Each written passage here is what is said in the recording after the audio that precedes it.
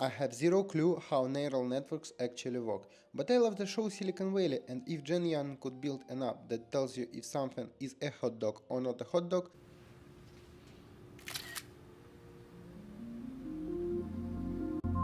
then why can't I?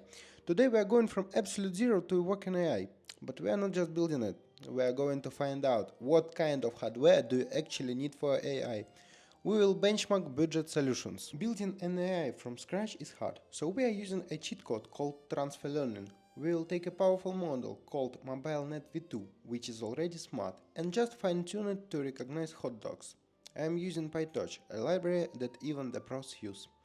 And I have written a script that works on literally anything, Intel, Nvidia, or even an Apple. Here is our benchmark lineup for today. The entry level, my Intel i3 12100, using only integrated graphics on Ubuntu with 16GB DDR4.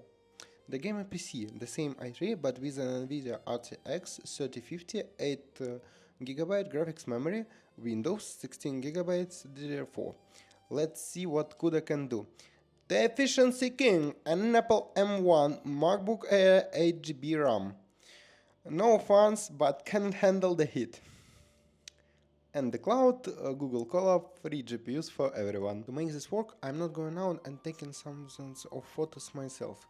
I'm using a famous dataset from Kaggle, the Hotdog not Hotdog dataset. It's the gold standard for this kind of experiment. For the brain of our AI, we are using MobileNet V2.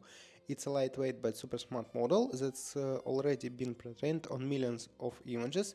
We are just giving it that final hot dog polish. I have set the training to run for 5 epochs with a batch size of 32.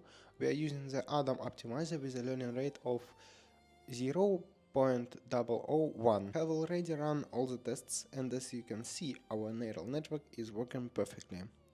Is officially smart enough to tell a hot dog from, well, anything else. But now let's get to the most exciting part, the performance. It's the time for the ultimate hardware showdown.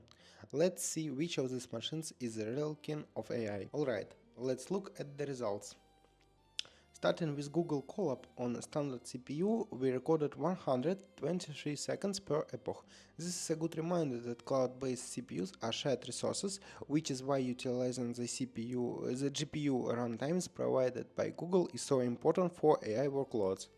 Next, the Apple M1 finished in 115 seconds in CPU mode.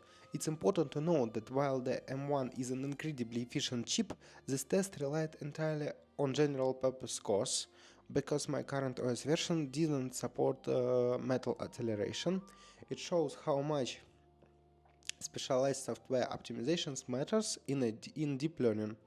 Comparing the operating systems on the same i3 hardware, Windows 10 took 38 seconds while Ubuntu finished in 28. This difference highlights how a lightweight Linux environment can minimize background overhead to prioritize compute-heavy tasks.